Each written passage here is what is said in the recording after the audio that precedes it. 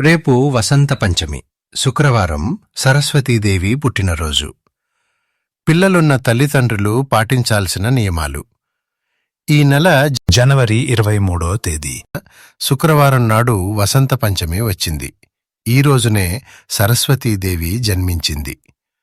శుక్రవారం వసంత పంచమి రావడం, లక్ష్మీ సరస్వతీ యోగం కలిసి రావడం చాలా విశేషం. చదువుల తల్లి సరస్వతీదేవి ఎక్కడైతే కొలువై ఉంటుందో అక్కడే లక్ష్మీదేవి తిష్టవేసుకుని కూర్చుంటుంది. పిల్లల మంచి భవిష్యత్తును కోరుకునే తల్లిదండ్రులు, అలాగే విపరీతమైన ఐశ్వర్యాన్ని కోరుకునేవారు ఈ వసంత పంచమి నాడు తప్పకుండా కొన్ని నియమాలు పాటించండి. తద్వారా మీ ఇంటికి అఖండ ధనలాభం కలిసి వస్తుంది. చదువుకునే విద్యార్థులకు మంచి భవిష్యత్తు ఉంటుంది. జనవరి 23 శుక్రవారం నాడు సరస్వతీదేవి జన్మించిన వసంత పంచమి వచ్చింది. ఈ రోజున ప్రతి ఒక్కరూ సరస్వతీదేవిని అలాగే లక్ష్మీదేవిని పూజించాలి. తెల్లవారుజామునని నిద్రలేచి ఇల్లంతా శుభ్రం చేసుకుని ఇంటి గడపలకు పసుపు రాసి కుంకుమ బొట్లు పెట్టి ఇంట్లో దీపారాధన చేసుకోండి. విశేషంగా ఈ వసంత పంచమి నాడు సూర్యుడికి అర్ఘ్యం సమర్పిస్తే విపరీతమైన ధనలాభం కలిసి వస్తుంది. ఇక మీ జీవితంలో డబ్బు కొరత ఉండదు.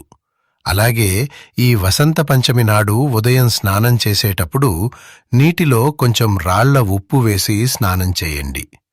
నరదిష్టి దోషాలు, జాతక దోషాలన్నీ తొలగిపోయి మీ జాతకంలో అదృష్టం పెరుగుతుంది.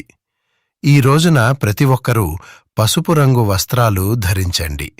ముఖ్యంగా చదువుకునే పిల్లలందరూ తప్పనిసరిగా పసుపు రంగు వస్త్రాలు ధరించాలి. మీ ఇంటి దగ్గరలో సరస్వతీదేవి ఆలయం ఉంటే సరస్వతీదేవి పాదాల దగ్గర పుస్తకాలు, పెన్నులు పెట్టి నమస్కారం చేసుకుంటే మంచి విద్యాబుద్ధులు సిద్ధిస్తాయి. అలాగే మీ పిల్లల పుస్తకాలపైన పసుపుతో ఓం అని రాయండి. ముఖ్యంగా ఈ వసంత పంచమి నాడు పిల్లలకు అక్షరాభ్యాసం చేయిస్తే చాలా మంచిది.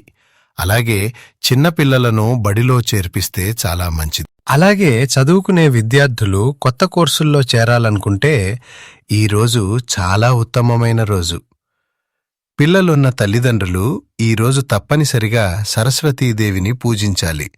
తద్వారా మీ పిల్లలు గొప్ప స్థాయికి ఎదుగుతారు. అలాగే లక్ష్మీదేవిని పూజిస్తే ఆకస్మిక ధనలాభం కలిసి వస్తుంది. సరస్వతీదేవిని చామంతి పూలతో, లక్ష్మీదేవిని గులాబీ పూలతో అందంగా అలంకరించి మీ పూజ గదిలో 2 నెయ్యి దీపాలు వెలిగించి సరస్వతీదేవిని అలాగే లక్ష్మీదేవిని పూజించండి. అయితే మీ పూజ గదిలో సరస్వతీదేవి చిత్రపటం లేకపోతే లక్ష్మీదేవిని కూడా సరస్వతీ రూపంగా భావించి పూజ చేసుకోవచ్చు. అన్ని దీపాల కన్నా పిండి దీపానికి చాలా శక్తి ఉంటుంది. మాఘమాసంలో వచ్చే శుక్రవారం నాడు పిండి దీపాలు వెలిగిస్తే 1,000,000 జన్మల పుణ్యఫలితం లభిస్తుంది. కాబట్టి ఈ వసంత పంచమి నాడు ఇంట్లో దీపారాధన చేసే ఆడవారు తప్పనిసరిగా 2 పిండి దీపాలు వెలిగించి అమ్మవారిని పూజించండి. ఇంట్లో పాలు పొంగించి ఆ పాలతో అమ్మవారికి నైవేద్యం తయారు చేయండి. ఈ రోజున ఇంట్లో పాలు పొంగిస్తే ఇక మీ ఇల్లంతా కనకవర్షంతో నిండిపోతుంది. ఈ విధంగా అమ్మవారిని పూజిస్తూ ఒక శక్తివంతమైన మంత్రాన్ని జపించండి. ఆ మంత్రం ఏమిటంటే ఓం వదవదంత పంచమి వాగ్వాదిని స్వాహ. ఈ మంత్రాన్ని 21 సార్లు జపించండి. మీ కుటుంబం మొత్తానికి చాలా మంచి జరుగుతుంది. ఈ రోజున ఇంట్లో పూజ చేసేటప్పుడు మీ పిల్లల పుస్తకాలను మరియు పెన్నులను అమ్మవారి పటం ముందు పెట్టి పుస్తకాలపైన కొన్ని అక్షింతలు వేసి అమ్మవారికి నమస్కారం చేసుకోండి. ఇలా చేస్తే మీ పిల్లలు బాగా చదివి విద్యలో ఉన్నత స్థాయికి ఎదుగుతారు. చదువులో మంచి ర్యాంకులు సాధిస్తారు. ఇక ఎగ్జామ్కి ప్రిపేర్ అయ్యే విద్యార్థులందరూ ఈ వసంత పంచమి నాడు ఒక కొత్త పెన్నును కొని ఆ పెన్నుతో ఒక తెల్లటి కాగితంపైన ఐం అని 11 సార్లు రాసి ఆ పెన్నుని ఎగ్జామ్లో వాడండి. అమ్మవారి కటాక్షంతో మంచి మార్కులు వస్తాయి. ఈ వసంత పంచమి నాడు చదువుకునే పిల్లలందరూ తూర్పు ముఖంగా కూర్చొని చదివితే జ్ఞాపక శక్తి పెరుగుతుంది. అలాగే చదువులో ఏకాగ్రత పెరుగుతుంది. అలాగే చదువులో వెనకబడిన పిల్లలకు ఈ వసంత పంచమి నాడు నాలుకపైన తేనెతో ఐం అని రాసి ఆ తేనెని తినిపిస్తే తెలివితేటలు, జ్ఞాపక శక్తి పెరుగుతాయి. మన హిందూ ధర్మంలో కళ్ళుప్పును లక్ష్మీదేవి స్వరూపంగా భావిస్తారు. కాబట్టి ఈ వసంత పంచమి నాడు కళ్ళుప్పును కొని మీ ఇంటికి తెచ్చుకోండి. ఆర్థికపరమైన కష్టాలన్నీ తీరిపోయి మీ ఇంట్లో ఎల్లప్పుడూ డబ్బు ఉంటుంది. అలాగే ఈ రోజున తప్పనిసరిగా 3 నెమలి ఈకలు తెచ్చుకొని మీ పూజ గదిలో పెట్టి ఆ నెమలి ఈకలను మీ పిల్లల పుస్తకాల్లో పెట్టండి. ఇలా చేస్తే మీ పిల్లలకు నెగటివ్ ఆలోచనలు రాకుండా చదువులో ఏకాగ్రత పెరుగుతుంది. ఈ వసంత పంచమి నాడు ఏది చేసినా చేయకపోయినా మీ పిల్లల కుడి చేతికి పసుపు కంకణం కట్టండి. ఈ పసుపు కంకణం ఎలా తయారు చేయాలంటే, ఒక తెల్లటి దారానికి పసుపు రాసి దానికి 7 ముడులు వేస్తూ ఓం హ్రీం ఐం సరస్వతే నమః అని జపించాలి. ఈ పసుపు దారాన్ని మీ పిల్లల కుడి చేతికి కట్టండి. ఇలా చేస్తే మీ పిల్లల చదువులో వచ్చే విఘ్నాలు, దృష్టి దోషాలన్నీ తొలగిపోతాయి. అదేవిధంగా మీ పిల్లల చేత కనీసం 11 సార్లు సరస్వతీ నమస్తుభ్యం వరదే కామరూపిణి అనే శ్లోకాన్ని చదివించండి. అలాగే ఈ వసంత పంచమి నాడు తప్పనిసరిగా మీ పిల్లలు ఉపయోగించే పెన్నులు, పెన్సిళ్లను పూజ చేయించండి. కొత్త పెన్నులు, పుస్తకాలు కొని వాటికి గంధం రాసి కుంకుమ బొట్లు పెట్టి అమ్మవారి గుడిలో పూజ చేయించండి. అలాగే ఈ వసంత పంచమి నాడు సుమంగళి స్త్రీలు ఏదైనా అమ్మవారి దేవాలయానికి వెళ్లి అమ్మవారికి ఆకుపచ్చ రంగు గాజులు, పసుపు, కుంకుమలు సమర్పించండి. మీ ఇంటికి సకల శుభాలు కలుగుతాయి.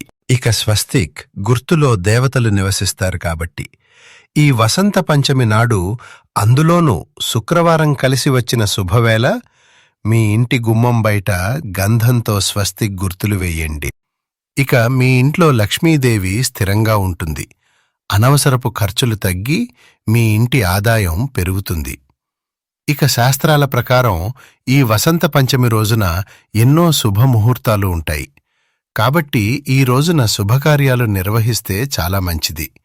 వివాహం, గృహప్రవేశాలు, నామకరణ కార్యక్రమాలు మరియు విద్యారంభం వంటి వేడుకలను ఈరోజు పంచాంగాన్ని సంప్రదించకుండానే నిర్వహించుకోవచ్చు. అన్నిటికన్నా ముఖ్యంగా ఈ వసంత పంచమి నాడు పేద విద్యార్థులకు పెన్నులు మరియు పుస్తకాలను దానం చేస్తే సరస్వతీదేవి కటాక్షం మీ ఇంటిపై ఉంటుంది.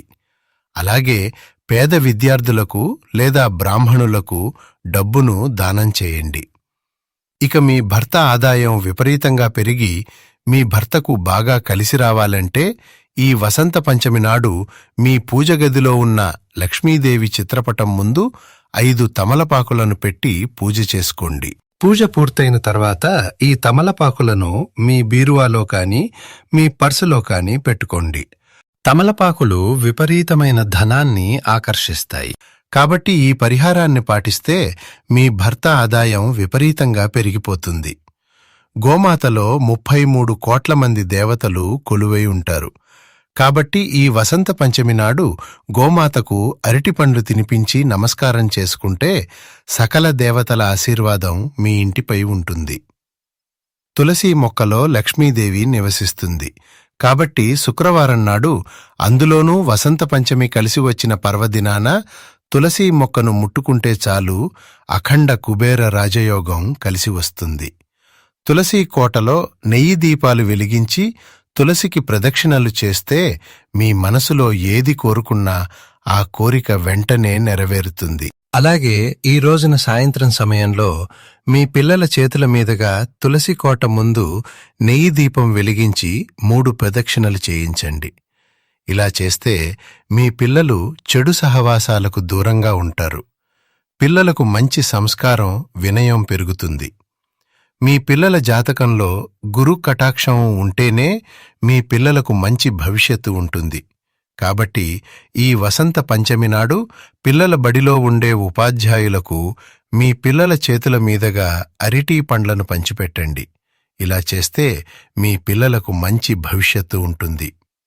ఇక ఉద్యోగ ప్రయత్నాలు చేసేవారు ఉద్యోగం వస్తుందని చివరి నిమిషంలో ఆగిపోతుంటే ఈ రోజున దక్షిణామూర్తి అష్టకాన్ని జపించండి. త్వరగా మంచి ఉద్యోగం కలుగుతుంది. ఇక మనలో చాలామంది విపరీతమైన అప్పుల సమస్యలతో, కటిక పేదరికంతో ఇబ్బంది పడుతూ ఉంటారు. అలాంటివారు ఈ వసంత పంచమి నాడు ఒక చిన్న లక్ష్మీదేవి చిత్రపటాన్ని కానీ, సరస్వతీదేవి చిత్రపటాన్ని కానీ తెచ్చుకుని మీ పూజ గదిలో పెట్టుకోండి. ఇక మీ ఇంటికి ఉన్న డబ్బు కష్టాలన్నీ తొలగిపోయి మీ ఇంటి సంపద పెరుగుతుంది. ఇక్కడ మేము చెప్పిన విషయాలు మా స్వంతంగా తయారు చేసినవి కావు. పురాణాలు, ధర్మగ్రంథాలు, పెద్దల అనుభవాలు, ఆచారాలలో చెప్పబడిన విషయాలను సులభంగా మీకు అర్థమయ్యేలా మాత్రమే మేము వివరించాము. వీటిని మీ జీవితంలో సాధ్యమైనంతవరకే పాటించండి. ఎవరికైనా బలవంతం చేసుకోవాల్సిన అవసరం లేదు. ఈ వీడియో మీకు ఉపయోగపడిందననిపిస్తే తప్పకుండా ఒక లైక్ చేయండి. మీ కుటుంబ సభ్యులతో, మీ స్నేహితులతో షేర్ చేయండి. ఇలాంటి ఆధ్యాత్మికమైన, జీవితానికి ఉపయోగపడే విషయాలు ఇంకా చూడాలంటే మా ఛానల్ని సబ్స్క్రైబ్ చేసి పక్కనే ఉన్న బెల్ ఐకాన్ని కూడా ఆన్ చేసుకోండి. ధన్యవాదాలు.